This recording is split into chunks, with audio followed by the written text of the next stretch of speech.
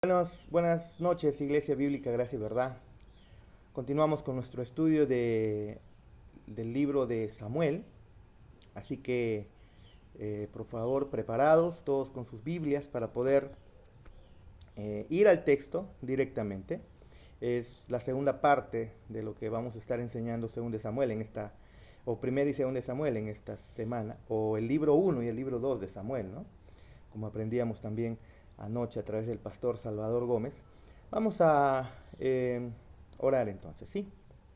Amado Padre Celestial, te damos gracias por todo el amor que nos entregas.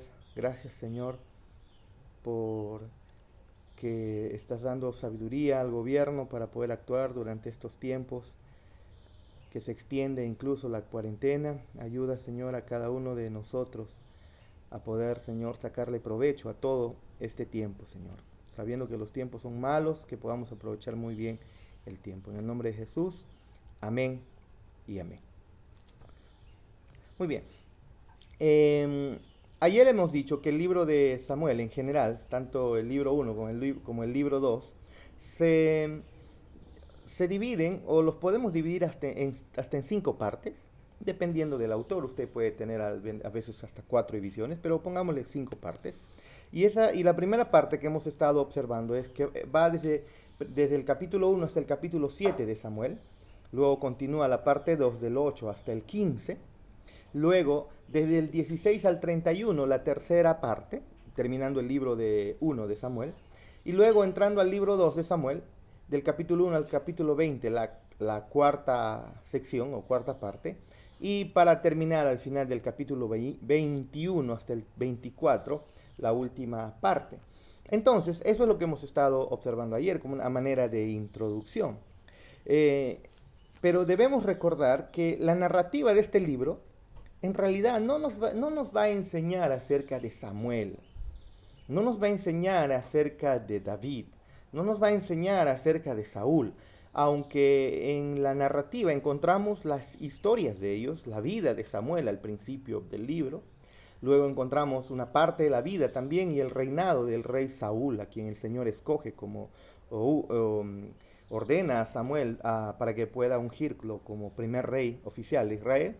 Y también vamos a ver y encontramos la historia de David, sus luchas, su humildad, su pasión por el Señor, por la comunión con Dios, también su inmoralidad y todo ello, y su reinado y todo ello, ¿no? Pero a pesar de que la narrativa de este libro nos está mostrando las historias de estos personajes, en realidad no trata acerca de ellos principalmente, sino acerca de Dios.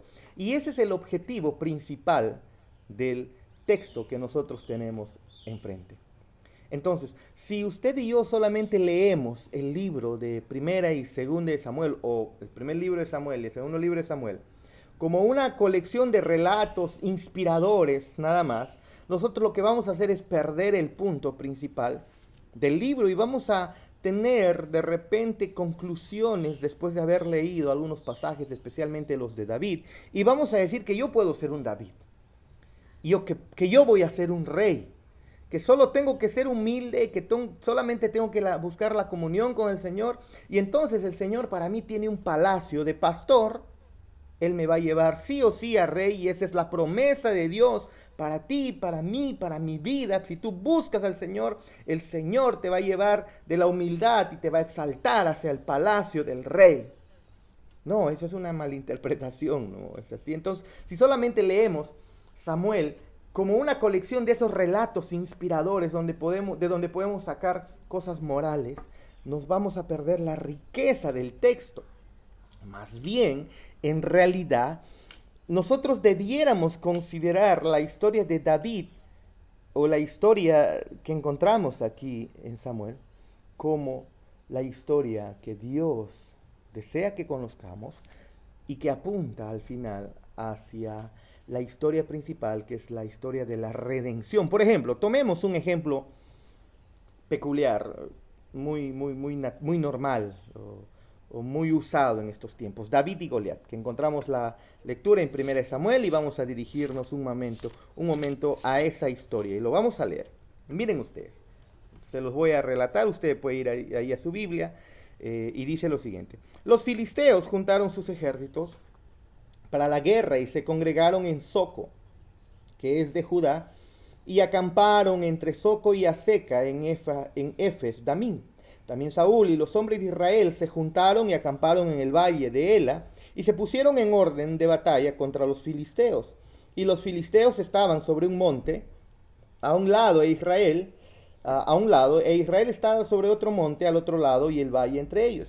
Salió entonces del campamento de los filisteos un paladín, el cual se llamaba Goliat, de Gat, y tenía de altura 6 codos y un palmo, y traía un casco de bronce en su cabeza, y llevaba una cola de malla, y era el peso de la cota 5 ciclos de bronce. Sobre sus piernas traía grebas de bronce, y jabalina de bronce entre sus hombros.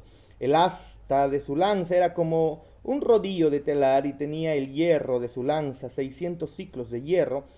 E iba su escudero delante de él, y se paró y dio voces a los escuadrones de Israel, diciéndoles: ¿para qué os habéis puesto en orden de batalla? ¿No soy yo el filisteo y vosotros los siervos de Saúl? Escoged entre vosotros un hombre que venga contra mí. Si él pudiera pelear conmigo y me venciere, nosotros seremos vuestros siervos. Y si yo pudiere más que él y lo venciere, vosotros seréis nuestros siervos y nos serviréis. Y añadió el filisteo: hoy yo he desafiado al campamento de Israel, dadme un hombre que pelee conmigo. Oyendo Saúl y todo Israel estas palabras del filisteo, se turbaron y tuvieron gran miedo. Y David era hijo de aquel hombre efrateo de Belén de Judá, cuyo nombre era Isaí, el cual tenía 8 hijos. Y en el tiempo de Saúl este hombre era viejo y de gran edad entre los hombres. Y los 3 hijos mayores de Isaí habían ido para seguir a Saúl a la guerra, y los nombres de sus 3 hijos que habían ido a la guerra eran Eliab, y el primogénito, el segundo Abinadab, y el tercero Sama. Y David era el menor, y siguieron pues los 3 mayores a Saúl. Pero David había ido y vuelto, dejando a Saúl para apacentar las ovejas de su padre en Belén. Venía pues aquel filisteo por la mañana y por la tarde, y así lo hizo durante 40 días. Y dijo Isaías a David su hijo: toma ahora para tus hermanos un efa de este grano tostado, y estos 10 panes, y llévalo pronto al campamento a tus hermanos. Y estos 10 quesos de leche los llevarás al jefe de los 1000, y mira si tus hermanos están buenos, y toma prendas de ellos. Y Saúl y ellos y todos los de Israel estaban en el valle de Ela, peleando contra los filisteos. Se levantó pues David de mañana, y dejando las ovejas al cuidado de un guarda, se fue con su carga como Isaí le había mandado, y llegó al campamento cuando el ejército salía en orden de batalla y daba el grito de combate. Y se pusieron en orden de batalla Israel y los filisteos, ejército frente a ejército. Entonces David dejó su carga en mano del que guardaba el bagaje, y corrió al ejército, y cuando llegó preguntó por sus hermanos si estaban bien. Mientras él hablaba con ellos, he aquí que aquel paladín que se ponía en medio de los 2 campamentos, que se llamaba Goliat, el filisteo de Gat, salió de entre las filas de los filisteos, y habló las mismas palabras, y las oyó David. Y todos los varones de Israel que veían a aquel hombre aún huían de su presencia y tenían gran temor. Cada uno de los de Israel decía: ¿no habéis visto aquel que ha salido? Él se adelanta para provocar a Israel. El que le venciere, el rey le enriquecerá con grandes riquezas, y le dará su hija, y eximirá de tributos a la casa de su padre en Israel. Entonces habló David a los que estaban junto a él, diciendo: ¿qué harán al hombre que venciere a este filisteo y quitare el oprobio de Israel? Porque ¿quién es este filisteo incircunciso para que provoque a los escuadrones del Dios viviente? Y el pueblo le respondió las mismas palabras, diciendo: así se hará al hombre que le venciere. Y oyéndole hablar Eliab, su hermano mayor, con aquellos hombres, se encendió en ira contra David y dijo: ¿para qué has descendido acá? ¿Y a quiénes has dejado aquellas pocas ovejas en el desierto? Yo conozco tu soberbia y la malicia de tu corazón, que para ver la batalla has venido. David respondió: ¿qué he hecho yo ahora? ¿No es esto mero hablar? Y apartándose de él hacia otros, preguntó de igual manera, y le dio el pueblo la misma respuesta de antes. Fueron oídas las palabras de David, que David había dicho, y les refirieron delante de Saúl, y él lo hizo venir. Y David dijo a Saúl: no desmaye el corazón de ninguno a causa de él. Tu siervo irá y peleará contra este filisteo. Dijo Saúl a David: No podrás tú ir contra aquel filisteo para pelear con él, porque tú eres muchacho, y él aún un hombre de guerra desde su juventud. David respondió a Saúl: tu siervo era pastor de las ovejas de su padre, y cuando venía un león o un oso, tomaba algún cordero de la manada. Salía yo tras él, y lo hería y lo libraba de su boca, y si se levantaba contra mí, yo le echaba mano de la quijada y lo hería y lo mataba. Fuese león, fuese oso, tu siervo lo mataba. Y este filisteo incircunciso será como uno de ellos, porque ha provocado al ejército del Dios viviente. Añadió David: Jehová, que me ha librado de las garras del león, de las garras del oso, él también me librará de la mano de este filisteo. Y dijo Saúl a David: ve, y Jehová esté contigo. Y Saúl vistió a David con sus ropas, y puso sobre su cabeza un casco de bronce, y le armó de coraza, y ciñó David su espada sobre sus vestidos, y probó a andar, porque nunca había hecho la prueba. Y dijo David a Saúl: yo no puedo andar con esto, porque nunca lo practiqué. Y David echó de sí aquellas cosas, y tomó su cayado en su mano, y escogió 5 piedras lisas del arroyo, y las puso en el saco pastoril, en el zurrón que traía, y tomó su honda en su mano, y se fue hacia el filisteo. Y el filisteo venía andando, acercándose a David y su escudero delante de él. Y cuando el filisteo miró y vio a David, le tuvo en poco, porque era muchacho y rubio, y de hermoso parecer. Y dijo el filisteo a David: ¿soy yo perro para que vengas a mí con palos? Y maldijo a David por sus dioses. Dijo luego el filisteo a David: ven a mí, y te daré tu carne a las aves del cielo y a las bestias del campo. Entonces David, el filisteo, perdonen, entonces dijo David al filisteo: tú vienes a mí con espada y lanza y jabalina, mas yo vengo a ti en el nombre de Jehová, de los ejércitos, el Dios de los escuadrones de Israel, a quien tú has provocado. Jehová te entregará hoy en mi mano, y yo te venceré y te cortaré la cabeza, y daré hoy los cuerpos de los filisteos a las aves del cielo y a las bestias de la tierra y a toda la tierra, y toda la tierra sabrá que hay Dios en Israel. Y sabrá toda esta congregación que Jehová nos salva con espada y con lanza, porque de Jehová es la batalla, y él os entregará en nuestras manos. Y aconteció que cuando el filisteo se levantó y echó a andar para ir al encuentro de David, David se dio prisa y corrió a la línea de batalla contra el filisteo.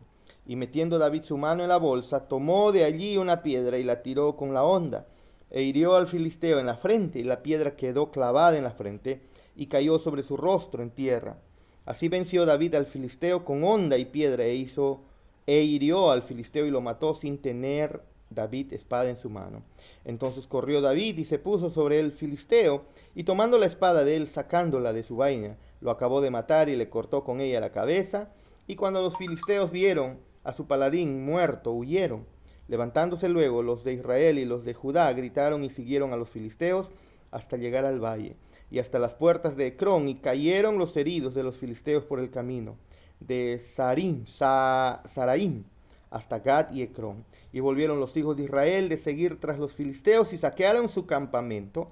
Y David tomó la cabeza del filisteo y lo trajo a Jerusalén, pero las armas de él las puso en su tienda. Y cuando Saúl vio a David que salía a encontrarse con el filisteo, dijo a Abner, general del ejército: Abner, ¿de quién es hijo ese joven? Y Abner respondió: vive tu alma, oh rey, que no lo sé. Y el rey dijo: pregunta de quién es hijo ese joven. Y cuando David volvía de matar al filisteo, Abner lo tomó y lo llevó delante de Saúl, teniendo David la cabeza del filisteo en su mano. Y le dijo Saúl al muchacho: ¿de quién eres hijo? Y David respondió: yo soy hijo de tu siervo Isaí de Belén. Isaí de Belén. Bueno, esta historia es típica, es muy típica, porque cuántas veces los predicadores han usado, y maestros y predicadores han usado esta historia como una especie de promesa de que Dios te va a rescatar de los gigantes de tu vida, ¿no? Eso es lo que generalmente se escucha. Y lo que generalmente alegan es que, por ejemplo, tú debes tomar la piedra de la fe, la piedra de la oración, la piedra de la memorización bíblica, o la piedra de la osadía y la piedra del coraje, y la confianza, y entonces tú puedes ir y conquistar a ese gigante en tu vida. Y lo puedes hacer porque aquí en la palabra de Dios, si tú vas en nombre del ejército del Dios viviente, no habrá gigante que te derrote. Y entonces es una palabra para ti, te dicen. Y no es lo que el texto quiere decir. Más bien, muchas de esas promesas en realidad que te que dicen esto es para ti, no son verdad, no son promesas de Dios para nuestras vidas. Para nada son promesas para nuestra vida. Más bien, debemos ver el significado teológico. Aquí en la historia de David y Goliat, debemos ver el significado teológico. Otra vez este Tito Figuretti que quiere salir. Si no vemos nosotros el significado teológico, si no observamos el significado teológico aquí en esta historia, nosotros nos vamos a perder totalmente. Más bien, en cambio, esta historia que acabamos de leer trata de cómo cómo es que el rey que Dios escoge es el rey al final que prevalece. ¿Se percatan? Porque ese es el contexto en el que está.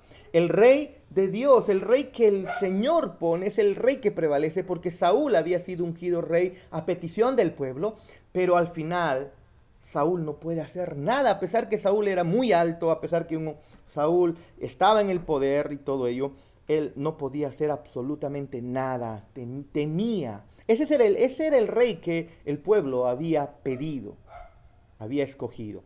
Pero el rey aquí que Dios tiene en su corazón, que es David, siendo un simple pastor, va a derrotar ahora a Goliat. Y no en sus fuerzas, sino en las fuerzas de Dios. ¿Por qué? Y esto nos muestra que el favor de Dios fue quitado de Saúl y ahora está sobre David. ¿No es así? Lo segundo, este texto trata acerca de cómo el Dios de Israel es verdaderamente grande. Porque Goliat lo que hace es expresa su falta de respeto hacia Dios. Y por eso Dios ahora lo derrota. ¿A través de quién? De un simple pastor. Porque no puedes ir en contra del Dios, del Rey de Reyes, del Señor de Señores, del Dios Todopoderoso. Por más gigante que haya sido. Y entonces aquí lo que vemos es cómo es que el verdadero Dios de Israel es mucho más grande que los filisteos, mucho más grande que el mayor paladín que haya tenido los filisteos. Entonces, de eso es que está tratando. La historia de David, entonces, y la de David con Goliat, no es un llamado a la moralidad, no es un llamado a la osadía que tú debes tener, no es un llamado a la fe, no, para nada, más bien es un llamado a confiar en el Dios que da un mediador. Para el pueblo de Israel se había levantado otra vez sus enemigos. ¿Y quién los va a rescatar? Si no es Dios, porque ellos no pueden hacer nada. Y de la misma manera, usted y yo, ¿quién nos va a rescatar de nuestro pecado? ¿Quién nos va a salvar de la condenación eterna? ¿No es Dios enviando a su mediador?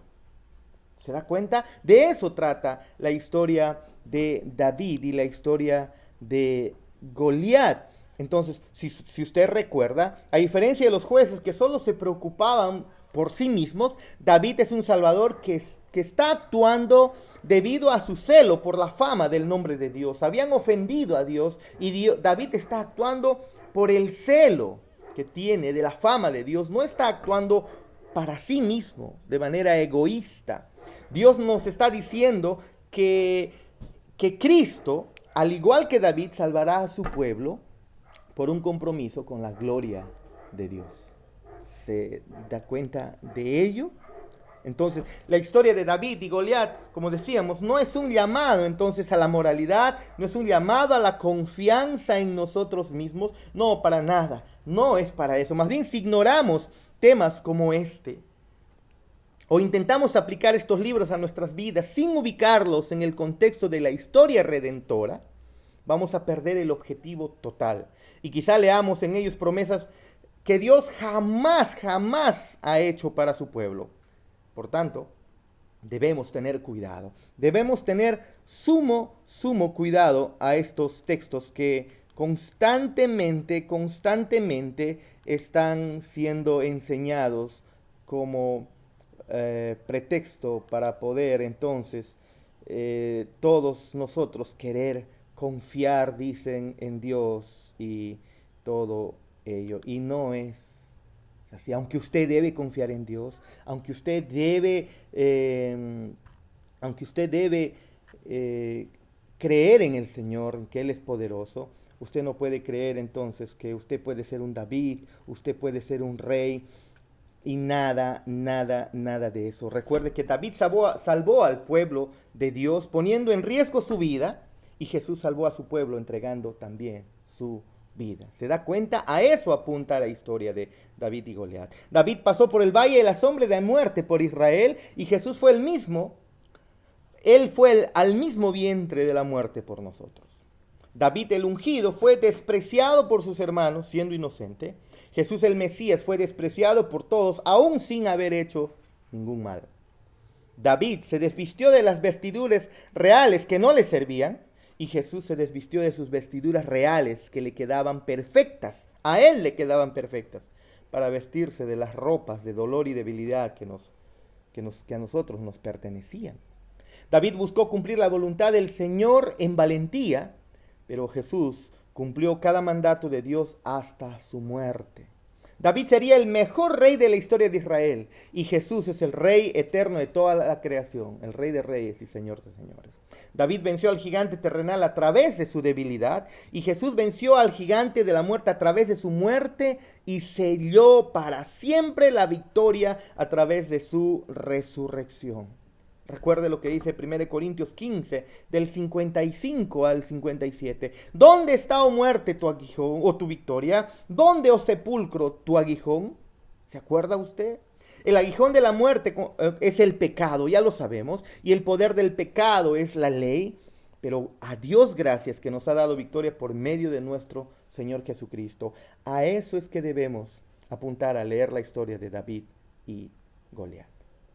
Amén, hermanos. Amén. Sigamos repasando el libro de Samuel, por favor, para seguir aprendiendo cosas muy, muy importantes. Que Dios bendiga su palabra. Vamos a orar para terminar.